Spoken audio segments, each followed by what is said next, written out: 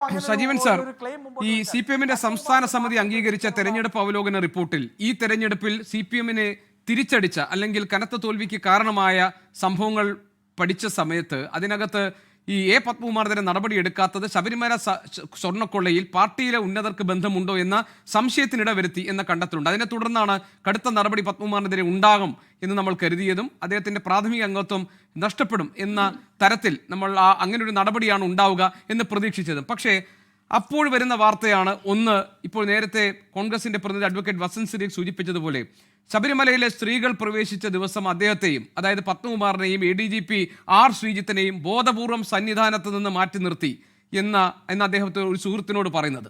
അന്ന് മുഖ്യമന്ത്രിയായിരുന്ന പിണറായി വിജയന്റെ അഡീഷണൽ പ്രൈവറ്റ് സെക്രട്ടറി അദ്ദേഹത്തെ തിരുവനന്തപുരത്തേക്ക് വിളിപ്പിച്ചു എന്നാണ് പറഞ്ഞത്. ഫോൺ രേഖകൾ പരിശോധിച്ചാൽ അത് വ്യക്തമാകുമെന്ന് പറയുന്നു.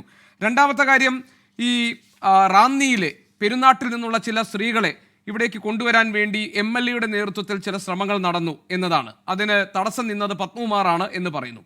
പിന്നെ മൂന്നാമത്തെ കാര്യം, ശബരിമല മേൽശാന്തി തെരഞ്ഞെടുപ്പിൽ CPM നേതാക്കൾ ഇടപെട്ടു എന്നാണ് അദ്ദേഹം പറയുന്നത്. അങ്ങനെ താൻ നിർദ്ദേശിക്കുന്ന ഒരാളെ നിയമിക്കണം എന്നാവശ്യപ്പെട്ടുകൊണ്ടൊരു കത്ത് നൽകി. ഇതൊക്കെ ഉൾപ്പെടുത്തിക്കൊണ്ടുള്ള ഒരു ആത്മകഥയാണ് വരാൻ പോകുന്നത് എന്ന് അദ്ദേഹം സുഹൃത്തുക്കളോട് പറയുന്നു. പാർട്ടിക്ക് നിന്നും കടുത്ത നടപടി, അതായത് പുറത്താക്കൽപ്പെടും എന്ന് തോന്നിയ ഘട്ടത്തിൽ അദ്ദേഹം പുറത്തെടുത്ത വജ്രായുധമായിരിക്കുമല്ലോ ഇത്. സ്വാഭാവികമായും ഇത് കേട്ട് പാർട്ടി ഭയന്നു എന്നല്ലേ ഈ നടപടി ഇങ്ങനെയായി ചുരുങ്ങിയതിൽ നിന്ന് നമ്മൾ മനസ്സിലാക്കേണ്ടത്. വളരെ ചുരുങ്ങിയ കാലത്തേക്കാണ് ഈ സസ്പെൻഷൻ നടപടി ഉണ്ടാവുക, അല്ലെങ്കിൽ ഏതെങ്കിലും ഒരു പ്രത്യേക കാലത്തേക്ക് മാത്രം. പാർട്ടിയുടെ ഘടനയ്ക്ക് പുറത്തേക്ക് പത്മകുമാർ പോകുന്നില്ല. അതുകൊണ്ട് തന്നെ പാർട്ടിയെ പ്രതിരോധത്തിലാക്കുന്ന തരത്തിൽ ഏതെങ്കിലും ഒരു ആത്മകഥ അദ്ദേഹത്തിന് എഴുതാനും കഴിയില്ല. അങ്ങനെ അദ്ദേഹത്തിന്റെ വായ അടപ്പിച്ചുകൊണ്ടുള്ള ഈ നടപടിയല്ലേ ഇപ്പോൾ ഉണ്ടായിരിക്കുന്നത്. പാർട്ടിയിൽ നിന്ന് അദ്ദേഹത്തെ സംരക്ഷിച്ച് നിർത്തുക തന്നെയല്ലേ ഫലത്തിൽ സംഭവിച്ചിരിക്കുന്നത്. ഗോപീഷ്ണൻ താങ്കൾ പറഞ്ഞ പോലെ നമ്മൾ ഈ ഒരു തീരുമാനം CPM എടുക്കുന്നതിന് തൊട്ടു മുമ്പ് വരെ നമ്മളെല്ലാം വിചാരിച്ചിട്ടുള്ളത് വളരെ കടുത്ത നടപടി, അതായത് പാർട്ടിയിൽ നിന്ന് പുറത്താക്കുന്ന നടപടിയിലേക്ക് ഈ പാർട്ടി പോകുമെന്നാണ്. കാരണം അതിഭീകരമായ ഒരു പരാജയം CPM-ന്റെ ചരിത്രത്തിൽ ഉണ്ടായിട്ടുള്ള ഏറ്റവും വലിയ പരാജയങ്ങളിലൊന്നാണ് ഇപ്പോൾ ഉണ്ടായിട്ടുള്ളത്.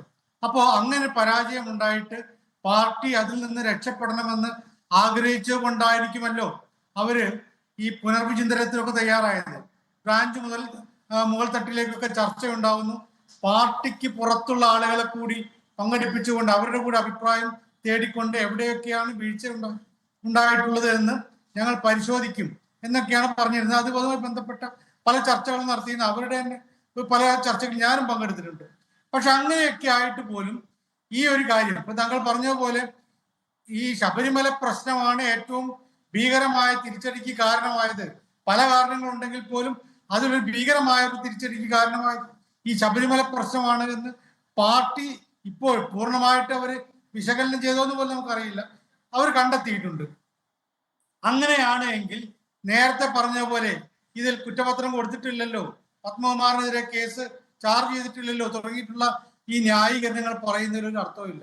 കാരണം നടപടികളിലേക്ക് പോയതിലും ഇപ്പോൾ ഇതുമായി ബന്ധപ്പെട്ട് പാർട്ടി ചാർജ് ചെയ്തിട്ടുള്ള കേസിലെ പ്രതികളിൽ ഏറ്റവും കൂടുതൽ ജയിലിൽ കിടന്ന ആളാണല്ലോ പത്മകുമാർ.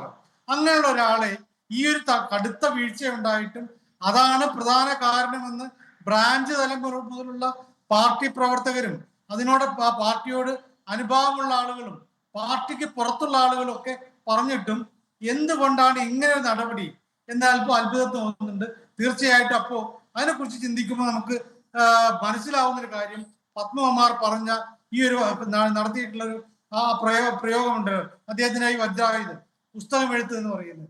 ആ പുസ്തകം എഴുത്തിനെ പാർട്ടി പേടിക്കുന്നു എന്ന് തന്നെയാണ് നമ്മൾ മനസ്സിലാക്കേണ്ടത്. കാരണം ഇതിൽ ആദ്യത്തെ കാര്യമായിട്ടുള്ള ഈ ശബരിമലയിൽ 10-നും 50-നും ഇടയിൽ ഉള്ള സ്ത്രീകൾക്ക് പ്രവേശിക്കാം എന്ന സുപ്രീം കോടതി വിധി, ആ വിധി നടപ്പാക്കാൻ നിങ്ങൾ ആളുകളെ കൊണ്ടുവന്നിട്ട് അവിടെ കയറ്റണമെന്നൊന്നും പാർട്ടി സർക്കാരിനോട് സുപ്രീം കോടതി പറഞ്ഞിട്ടില്ല.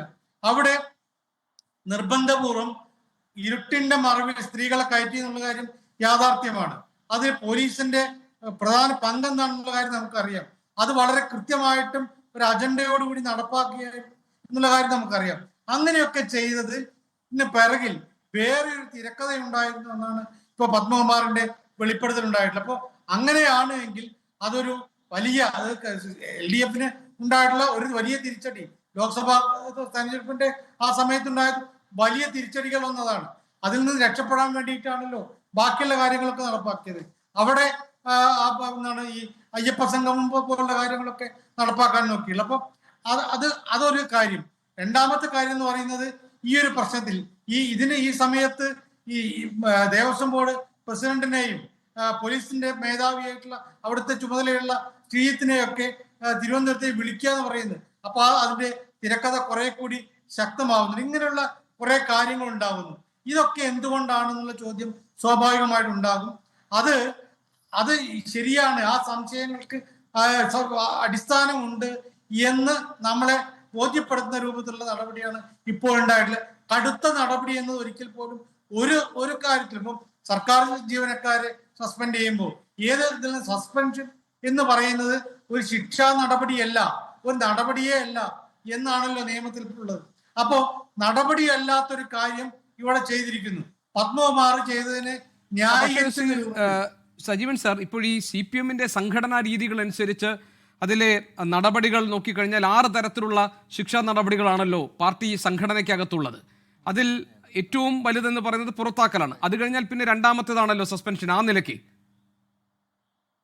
അല്ല, അത് സസ്പെൻഷൻ എന്ന് പറയുമ്പോൾ സ്വാഭാവികമായിട്ടുണ്ടാവുന്ന ഒരു കാര്യം എന്ന് പറയുന്നത് ഇത് സാധാരണ ഇതിൽ പാർട്ടിയുടെ എന്തെങ്കിലും നടപടിക്രമങ്ങളിൽ വരുത്തിയിട്ടുള്ള വീഴ്ചയല്ല. ഇതൊരു വലിയ തട്ടിപ്പ്, സർക്കാരിന് ഭീകരമായ രൂപത്തിൽ തിരിച്ചടി ഉണ്ടാക്കിയ ഒരു കാര്യത്തിലാണ് ഇത്രയും കാലം പാർട്ടി ഇതുമായി ബന്ധപ്പെട്ട് അന്വേഷിച്ചു. പാർട്ടിയുടെ ഭരണം ഉണ്ടായിരിക്കെയാണ് ഇതിലെ ഒരു പ്രശ്നം വരുന്നത്. കാരണം ഇത് അന്വേഷണം നടക്കുന്ന എപ്പോഴാണ്?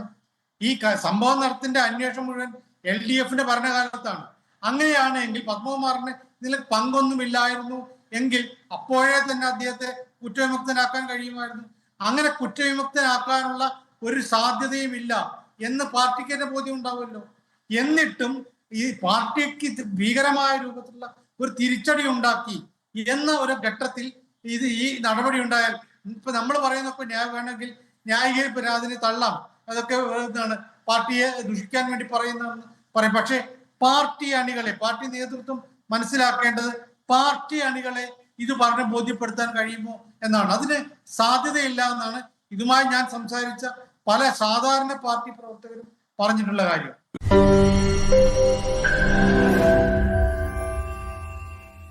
ലോകത്തെവിടെയായാലും ഏത് സമയത്തും 24 വാർത്തകളും ഓഗ്മെന്റഡ് റിയാലിറ്റി പാക്കേജുകളും എക്സ്പ്ലെയിനറുകളും വിശദമായി കാണാൻ ഞങ്ങളുടെ YouTube ചാനൽ നിങ്ങൾക്ക് സബ്സ്ക്രൈബ് ചെയ്യാം.